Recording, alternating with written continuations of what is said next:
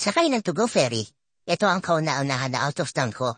Umiyahe kami ng Coron, Palawan. May 12 hours ang travel time namin. Ang bagal ng biyahe namin. Wala akong ginawa kundi magtulog na magtulog. Puro lamang kasip. Pangmatatanda ang happening sa loob ng barko. May banda sa loob pero di naman tumutugtog ng Cocomelon. Hapon, umalis sa Manila ang ferry. Umaga na nang dumating ng Coron. Pagkababa pa lang ng ferry, wala na kaming sinayang na oras. Nagpahinga lang kami ng konti sa hotel at naglagay lang ng gamit. Start na ang island hopping namin. Pinuntahan agad namin itong sandbar dito sa Coron. Sobrang linaw ng tubig at ang sarap maglakad-lakad. First time ko makakita ng ganito. Tubig bahalang kasi ang lagi kong nakikita, lalo na pag may bagyo.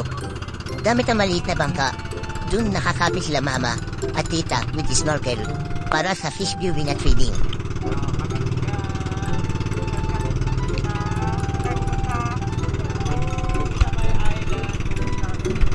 Kami ni Papa, andun lang kami sa bangka. Moral support lang kanila.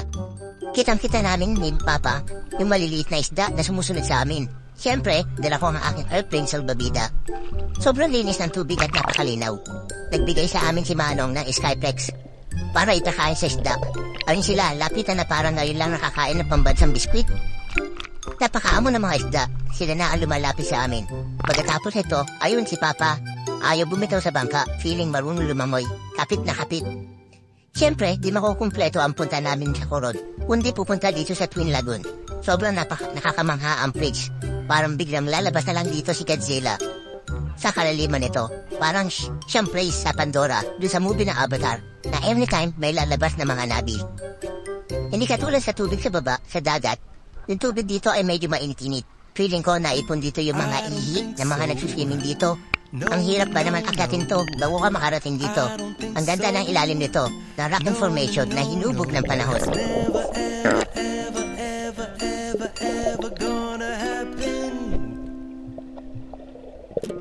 I don't think so. No, no, no, no. I don't think so. No, no, no, no. It's never, ever, ever, ever, ever, ever gonna happen. Siyempre, pinantahan din namin at inakyat itong Mount Tapias na may 724 step bago ka makaakyat. Si Papa nakaka 100 step pa lang, labas na ang dila at pagod na. Ayaw ko kasi maglakad at napapagod ako kaya nagpakarga ako sa kanya.